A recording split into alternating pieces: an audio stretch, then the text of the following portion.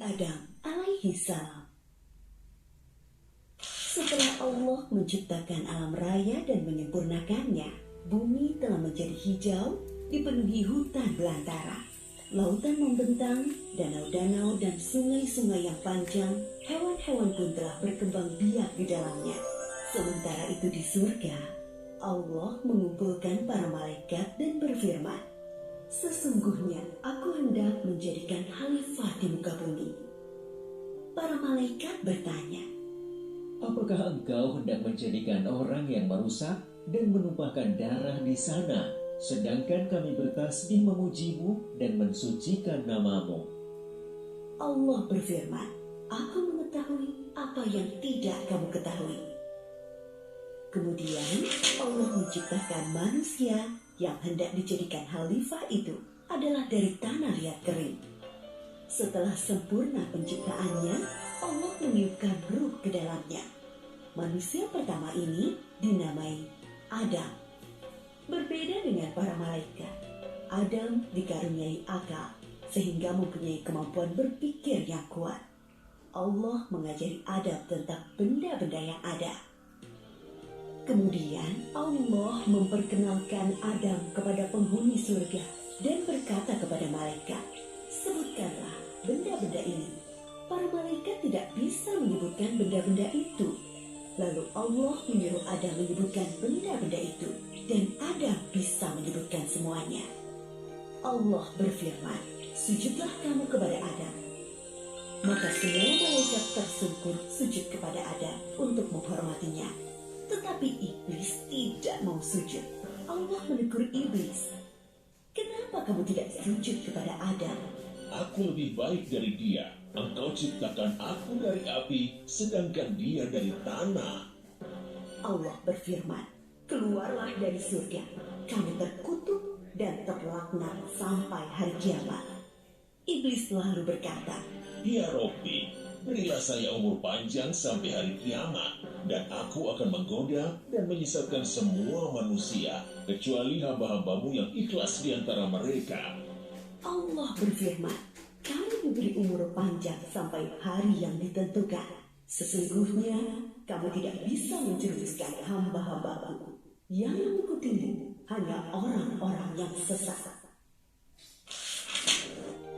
Adam tinggal dengan bahagia di surga. Kemudian Allah menciptakan Hawa, wanita pertama dari tulang rusuk Adam. Semakin bahagia, Adam dan Hawa tinggal di surga. Semua serba ada dan indah luar biasa. Makanan lezat berlimpah, baju beraneka dan indah, istana megah, sangat nyaman untuk tempat tinggal. Mereka bebas berjalan-jalan ke seluruh penjuru surga yang teramat luas dan indah. Allah hanya melarang mereka berdua mendekati sebatang pohon. Adam dan Hawa patuh terhadap larangan itu. Mereka tidak pernah mendekati pohon terlarang itu. Iblis yang mendengarkan larangan itu langsung menyusun rencana. Dia berusaha sekuat tenaga dan menggerakkan segenap pikiran untuk menjerumuskan Adam dan Hawa agar melanggar larangan Allah. Allah yang Maha Tahu memperingatkan Adam dan Hawa. "Hai Adam, setan itu adalah musuhmu dan juga musuh istrimu.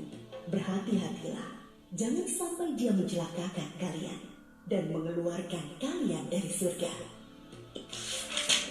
Iblis selalu mencari kesempatan untuk menggoda Adam dan Hawa dengan berbagai cara, halus maupun terang-terangan. Dia berusaha agar mereka berdua melanggar larangan Allah, mendekati pohon terlarang. Iblis berkali-kali membujuk mereka dengan bersumpah bahwa dia hanya menginginkan kebaikan dengan kebahagiaan Adam dan Hawa. Iblis berkata, Pohon kuldi adalah pohon kekekalan. Jika engkau memakan buahnya, maka akan kekal seperti para malaikat di surga. Dia juga berkata akan menunjukkan kepada mereka kerajaan yang kekal. Begitu gigihnya iblis membisikkan rayuan-rayuannya. Akhirnya Adam dan Hawa tergoda untuk memakan buah dari pohon terlarang itu. Begitu mereka mencicipi buah itu, hilanglah baju indah yang mereka kenakan. Mereka sangat malu dan seketika takut kepada Allah. Mereka menutupi tubuh mereka dengan daun-daun surga. Allah menegur mereka, bukankah sudah kularang kalian mendekati pohon itu? Dan bukankah sudah kuperingatkan kalian, setan adalah musuh kalian? Adam dan Hawa sangat menyesal dan ingin agar Allah memaafkan mereka dan memberi rahmat kepada mereka lagi. Kemudian Allah mengajari mereka doa untuk memohon ampunan. Rabbana zalamna anfusana wa illam taghfir lana wa tarhamna lanakunanna minal khasirin. Ya Allah, kami telah menganiaya diri kami sendiri, dan jika Engkau tidak mengampuni kami dan merahmati kami, pastilah kami menjadi orang-orang yang rugi. Kemudian Allah menerima taubat Adam yang sungguh-sungguh dengan memberi ampunan, tetapi tetaplah keputusannya. Turunlah kamu semuanya ke bumi, sebagian kalian akan saling bermusuhan. Di bumilah tempat tinggal kalian. Maka turunlah Adam dan Hawa ke bumi meninggalkan segala kesenangan dan keindahan surga. Mulai saat itu, mereka mulai mengupayakan makanan, pakaian, dan rumah dengan tangan mereka sendiri. Ketika Adam dan Hawa diturunkan ke bumi, mereka ditempatkan terpisah. Setelah bertahun-tahun saling mencari, akhirnya mereka bertemu di Padang Arafah, di Jabal Rahmah. Mereka berdua bekerja keras dengan tenaga dan pikiran untuk membangun kehidupan di bumi dan terus tekun beribadah kepada Allah Subhanahu wa Ta'ala. Memang dibumilah penugasan Adam sebagai khalifah. Adam dan Hawa dikaruniai 20 pasang anak kembar, masing-masing pria dan wanita. Sejak saat itu, manusia terus berkembang di bumi dengan mengemban tugas sebagai khalifah atau pengatur alam raya. Kisah Nabi Adam ini mengingatkan kita bahwa iblis dan setan-setan pengikutnya akan terus gigih berusaha agar sebanyak-banyaknya manusia menjadi sesat dan masuk neraka bersama mereka kelak.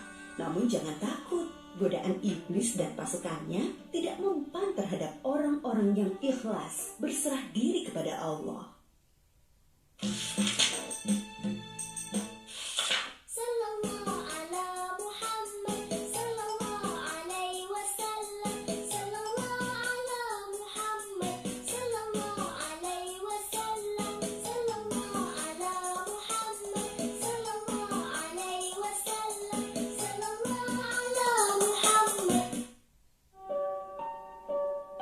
Kisah Nabi Idris alaihissalam dan mukjizatnya.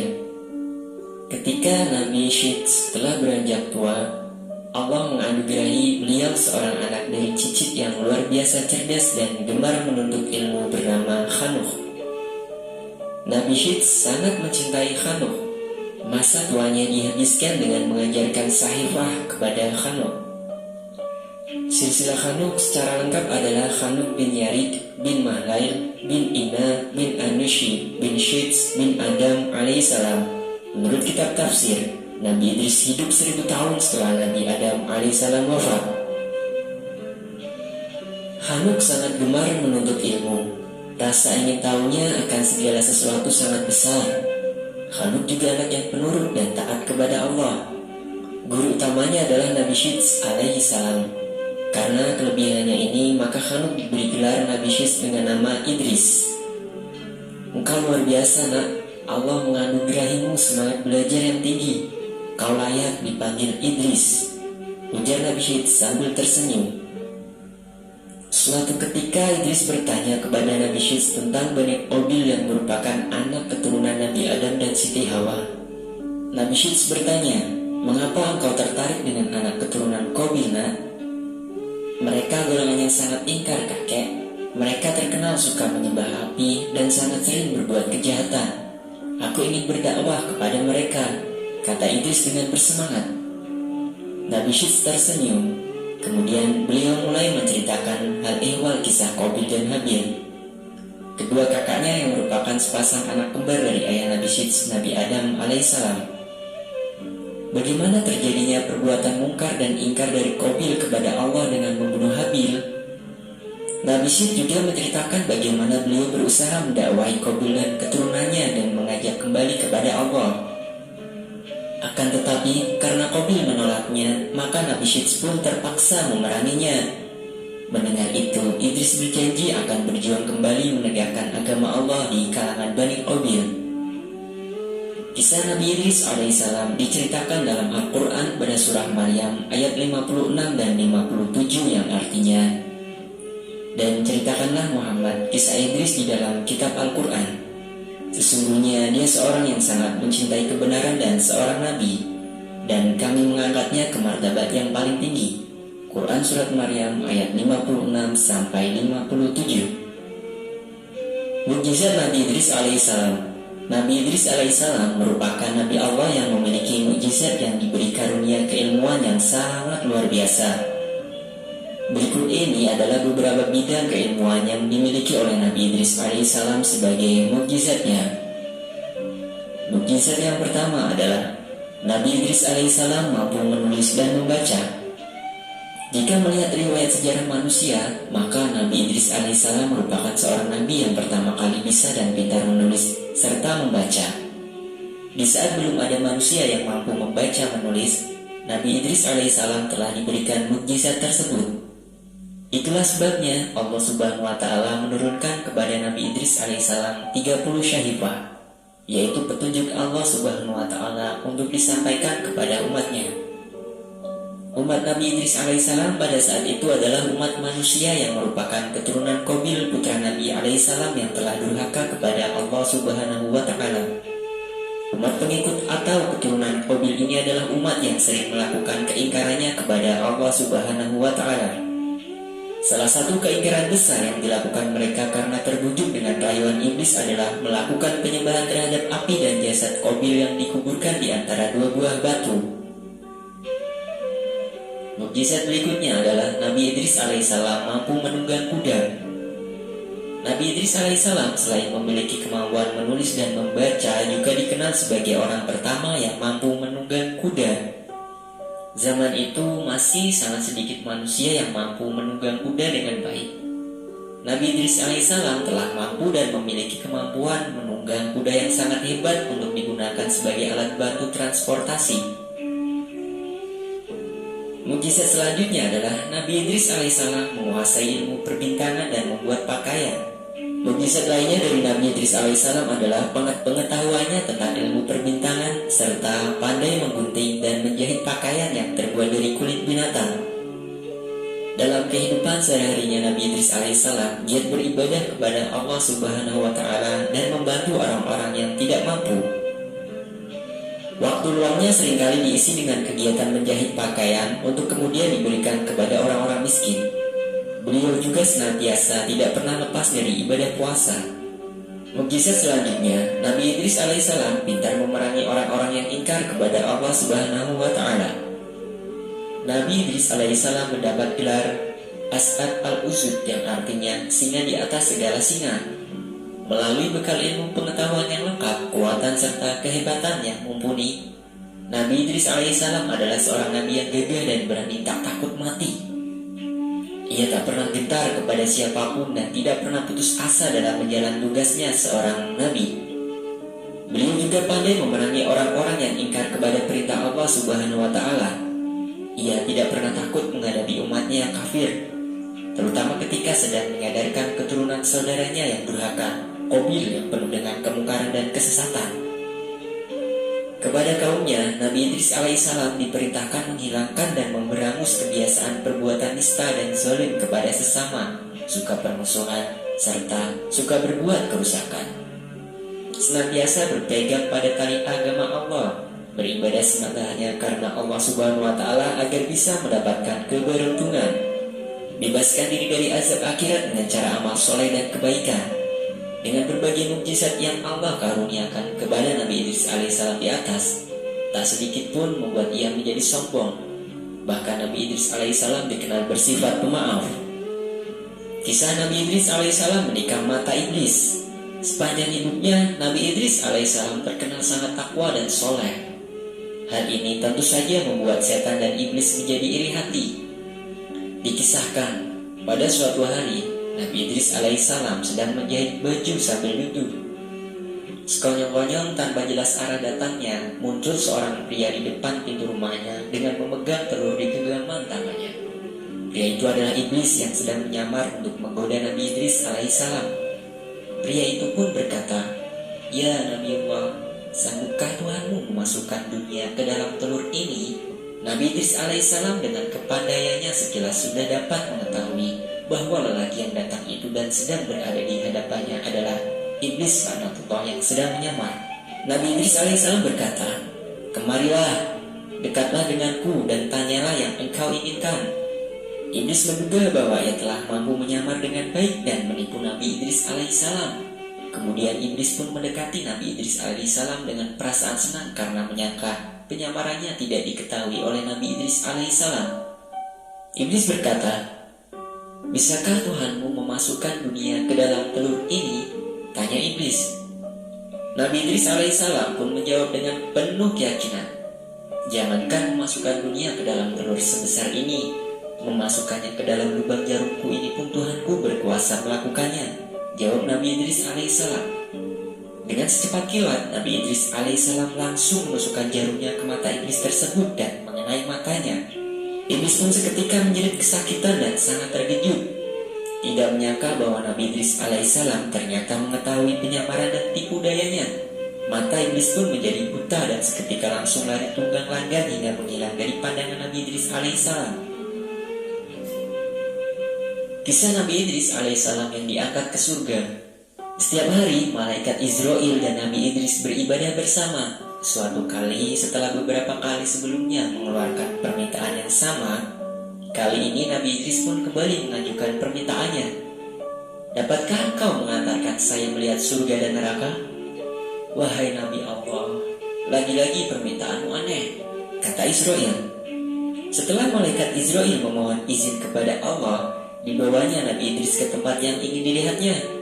"Ya Nabi Allah, mengapa ingin melihat neraka? Bahkan para malaikat pun takut melihatnya," kata Israel. "Jujur saja, saya sangat takut sekali akan azab Allah itu. Mudah-mudahan setelah melihatnya, iman saya menjadi lebih tebal," jelas Nabi Idris alaihissalam. Waktu mereka sampai ke dekat neraka, Nabi Idris langsung pingsan. Penjaga neraka adalah malaikat yang sangat menakutkan. Ia menyeret dan menyiksa manusia-manusia yang durhaka kepada Allah semasa hidupnya. Nabi Idris tak mampu melihat begitu banyak siksaan yang menimpa manusia dan sangatlah mengerikan. Kobaran api neraka yang sangat dahsyat, bunyi gemuruhnya yang sangat menakutkan. Tiada satupun pemandangan yang lebih mengerikan dibanding tempat ini. Dengan tubuh lemas, Nabi Idris meninggalkan tempat yang mengerikan itu. Kemudian Israel membawa Nabi Idris ke surga. "Assalamualaikum," kata Israel kepada malaikat Ridwan, malaikat penjaga pintu surga yang sangat tampan. Malaikat Ridwan yang tampan itu tampak selalu berseri-seri dengan dihiasi senyum yang sangat ramah. Setiap yang melihatnya pasti akan senang. Sikapnya amat sopan dan disertai sikap yang penuh dengan kelembutan. Ia mengajak para penghuni surga untuk masuk ke tempat yang sangat mulia tersebut. Nabi Idris seketika nyaris pingsan karena melihat keindahan yang sangat mempesona dari isi surga. Segala yang terlihat di dalamnya begitu indah dan menakjubkan. Beliau tak mampu lagi berkata-kata melihat keindahan pemandangan yang terpampang dengan sangat mempesona itu di hadapannya. "Subhanallah, Subhanallah, Subhanallah," ucap Nabi Idris berulang-ulang. Sungai-sungai yang airnya bening seperti kaca terlihat sangat menentramkan. Pinggiran sungai dihiasi oleh pepohonan yang batangnya terbuat dari emas dan perak. Terlihat pula istana-istana puala untuk para penghuni surga. Buah-buahan yang ada pada pepohonan itu di setiap penjuru terlihat sangat segar dan ranum serta harum. Saat berkeliling di surga itu, Nabi Idris ditemani oleh para pelayan surga. Mereka merupakan para bidadari surga yang sangat rupawan, cantik jelita, dan anak muda yang amat tampan wajahnya. Mereka bersikap dan berperilaku yang sangat sopan dan ramah ketika berbicara. Seketika itu Nabi Idris pun merasakan kesegaran air sungai surga dan bertanya kepada malaikat Israel, "Bolehkah saya minum air sungai itu? Airnya terlihat sangat sejuk dan menyegarkan." "Silahkan minum, Air ini adalah minuman untuk para penghuni surga, jawab malaikat Israel. Pelayan surga pun datang membawakan gelas minuman berupa piala yang terbuat dari emas dan perak. Nabi Idris pun minum air itu dengan nikmat. Dia amat bersyukur bisa menikmati air minum yang begitu segar dan luar biasa enak. Tak pernah terbayangkan olehnya ada minuman selezat itu. Alhamdulillah, Alhamdulillah, Alhamdulillah. Nabi Idris mengucap syukur berulang-ulang. Setelah puas melihat surga, tibalah waktunya bagi Nabi Idris alaihissalam untuk kembali lagi ke bumi. Akan tetapi Nabi Idris alaihissalam menolak untuk kembali ke bumi. Ia sudah sangat terpikat dengan keindahan dan kenikmatan surga Allah Subhanahu wa Ta'ala. Saya tidak ingin keluar dari surga ini. Saya ingin terus beribadah kepada Allah hingga hari kiamat nanti, kata Nabi Idris. Tuhan dapat tinggal di sini setelah hari kiamat nanti. Apabila semua amal ibadah telah dihisab oleh Allah, barulah Tuhan dapat menghuni surga bersama para nabi dan orang yang beriman lainnya, kata Israel. Tapi bukankah Allah itu Maha Pengasih, terutama kepada nabi-nabinya? Jawab Nabi Idris alaihissalam kepada malaikat Israel. Akhirnya Allah Subhanahu wa Ta'ala pun mengabulkan permintaan Nabi Idris alaihissalam dengan memberi karunia sebuah tempat yang mulia di langit. Nabi Idris alaihissalam menjadi satu-satunya nabi yang menghuni surga tanpa mengalami kematian. Waktu diangkat ke tempat itu, Nabi Idris alaihissalam berusia 82 tahun. Demikianlah kisah Nabi Idris alaihissalam dan mukjizat Nabi Idris yang dianugerahkan Allah Subhanahu wa Ta'ala berbagai keutamaan karena kesolehan dan ketaatannya kepada Allah Subhanahu wa Ta'ala. Semoga bisa menambah wawasan dan pengetahuan kita tentang kisah para nabi yang wajib kita ketahui. Jangan lupa ceritakan kembali kisah ini kepada putra-putri Anda, agar mereka pun mulai mengenal para nabi yang merupakan manusia-manusia pilihan Allah Subhanahu wa Ta'ala dan patut kita teladani dan ambil hikmah kehidupan mereka.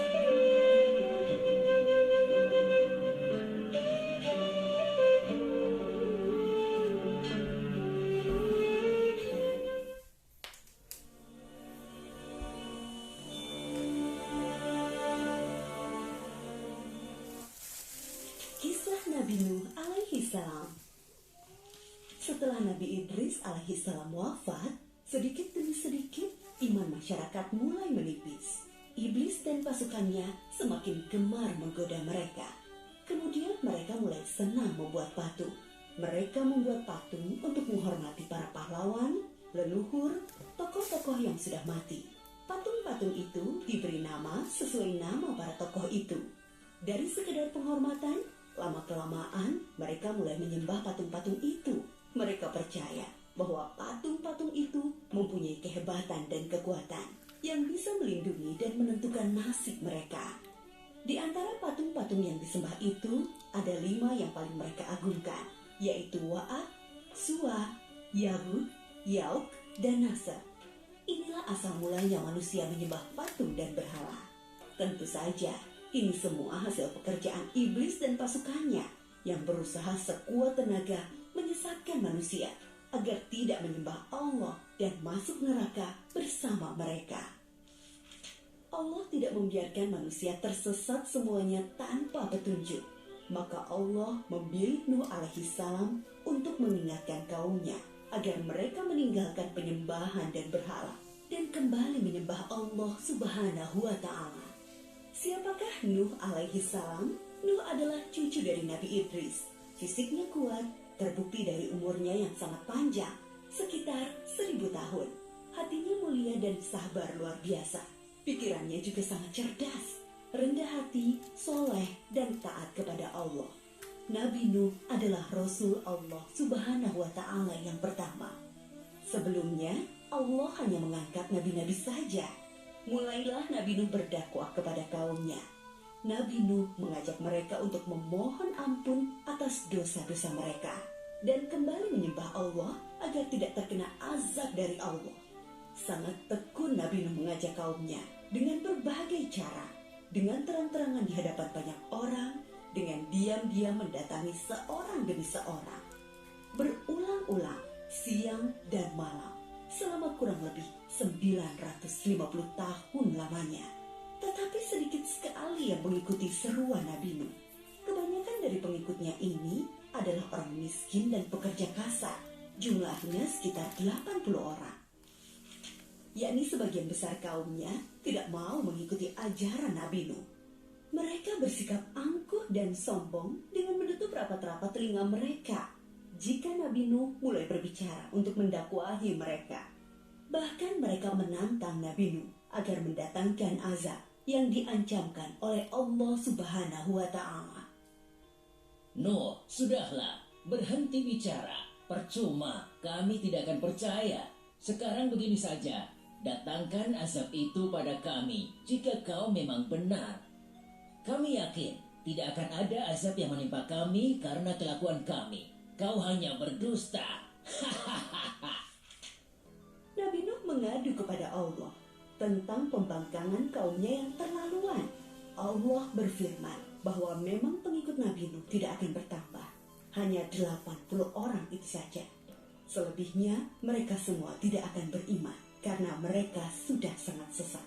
Setelah jelas ketetapan Allah bahwa orang-orang itu tidak akan beriman, maka Nabi Nuh memohon kepada Allah. Tuhanku, musnahkanlah seluruh orang durhaka itu dari muka bumi. Mereka hanya membuat kerusakan dan melahirkan anak-anak yang durhaka. Kemudian Allah memerintahkan Nabi Nuh untuk membuat kapal yang besar. Pada masa itu ilmu perkapalan belum berkembang dengan baik. Allah mengajarkan ilmu itu kepada Nabi Nuh. Maka Nabi Nuh bersama pengikutnya membuat kapal besar terbuat dari kayu. Kayu itu didapati dari pohon-pohon di hutan di sekitar mereka. Ejekan kaum Nabi Nuh semakin menjadi-jadi melihat pembuatan kapal itu terasa aneh bagi mereka. Apalagi mereka tinggal jauh dari laut. Lihatlah, Terbukti bahwa Nuh gila. apa itu? Bikin kapal ya? Untuk berlayar di hutan. Nabi Nuh dan pengikutnya bersabar dan tetap tekun menyelesaikan kapal itu. Akhirnya kapal besar itu selesai. Inilah kapal besar pertama yang dibuat oleh manusia. Kemudian Allah memerintahkan untuk mengumpulkan binatang-binatang sepasang-sepasang, jantan dan betina. Semua diangkut ke dalam kapal bersama orang-orang beriman. Semua keluarga Nabi Nuh, termasuk yang diangkut ke dalam kapal, kecuali istri dan salah satu anaknya, Kan'an. Mereka tidak mau masuk ke dalam kapal. Mereka tidak beriman dan termasuk orang durhaka. Sementara itu, langit menjadi gelap. Angin bertiup kencang, petir menggelegar. Hujan turun sangat lebat. Dari dalam tanah memancar air yang semakin deras. Juga dari dalam rumah-rumah penduduk, dari dapur-dapur mereka. Dengan cepat, air membanjiri bumi. Makin lama makin tinggi, menenggelamkan rumah, pohon-pohon, dan tentu saja orang-orang di luar kapal Nabi Nuh. Ketika Nabi Nuh melihat sekelilingnya dari atas, tampak putranya, Kan'an, sedang menyelamatkan diri dari banjir. Karena kasih sayangnya kepada anaknya, Nabi Nuh berseru, Anakku sayang, masuklah ke dalam kapal ini. Tidak ada yang bisa selamat dari azab ini kecuali yang berada di dalam kapal. Tidak, ayah. Aku akan memanjat bukit yang tinggi. Pasti aku akan selamat. Tiba-tiba datang gelombang besar dan Kan'an tidak terlihat lagi. Dia termasuk yang dibinasakan. Nabi Nuh sangat sedih, tetapi beliau menerima keputusan Allah. Di dalam kapal, Nabi Nuh bertasbih, memohon ampun dan berdoa tidak henti-hentinya bersama orang-orang beriman. Setelah beberapa hari, Allah memerintahkan bumi untuk menelan banjir itu.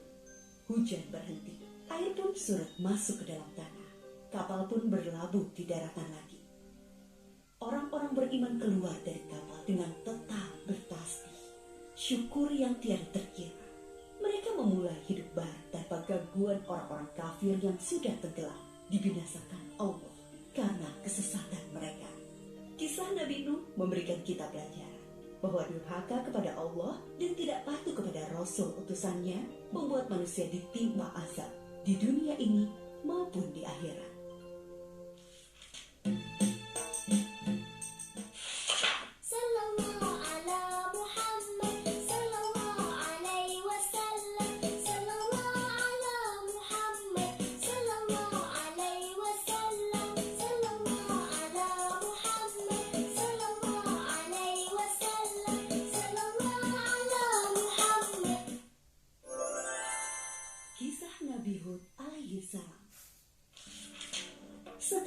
peristiwa banjir besar berakhir, Nabi Nuh dan pengikutnya memulai kehidupan yang baru dalam keimanan yang tinggi kepada Allah Subhanahu wa Ta'ala tanpa gangguan orang-orang kafir. Keturunan mereka kemudian menyebar ke berbagai wilayah yang luas. Ad adalah keturunan Nabi Nuh dan putranya Sam bin Nuh. Keturunan Ad kemudian dikenal sebagai kaum Ad. Kaum Ad bertumbuh tinggi besar, kuat, dan cerdas. Mereka tinggal di daerah dekat Yaman. Kaum Ad dianugerahi Allah daerah yang subur, sungai-sungai yang mengalir, kebun-kebun yang luas, dan hasil bumi yang melimpah. Kaum Ad pandai dalam tata kota dan pemerintahan. Mereka mahir membuat bangunan-bangunan tinggi, megah, dan indah dari gunung pasir di puncak-puncak bukit. Mereka juga membuat benteng-benteng yang kokoh dan saluran irigasi dan kolam-kolam. Ternak mereka pun berkembang dengan baik. Dengan anugerah Allah yang luas dan kerja keras mereka itu, kaum Ad menjadi makmur dan lebih maju dari kaum lainnya, serta lebih disegani. Hal ini membuat mereka sombong dan bermegah-megahan. Mereka menilai kemuliaan berdasarkan kekayaan dan kekuasaan. Pada mulanya, mereka adalah kaum beriman yang menyembah Allah. Lama-kelamaan, mereka mulai menyembah berhala dan patung-patung dari tokoh-tokoh mereka. Berhala yang mereka agungkan adalah Syamud dan Al-Hatar. Mereka menyerang kaum-kaum yang lain di sekitar mereka. Mereka selalu menang dalam peperangan. Mereka berlaku kejam dan sewenang-wenang terhadap para tawanan. Kehidupan sehari-hari mereka kemudian dipenuhi maksiat, penindasan kepada yang lemah, dan kedurhakaan kepada Allah. Di tengah masyarakat yang rusak itulah, Nabi Hud alaihi salam diutus Allah untuk menyampaikan ajarannya. Nabi Hud berasal dari keluarga kaya dan terpandang di kalangan kaum Ad. Akhlaknya mulia, cerdas, dan tidak terpengaruh oleh kerusakan kaumnya. Setelah sampai perintah Allah, mulailah beliau berdakwah mengajak kaumnya untuk kembali menyembah Allah. Hai kaumku, sembahlah Allah, tinggalkanlah berhala-berhala itu. Aku tidak meminta imbalan kepadamu atas semua ini. Upahku hanyalah dari Allah. Nabi Hud berdakwah dengan sabar tanpa putus asa. Tak henti-hentinya mengajak kaumnya untuk bertakwa kepada Allah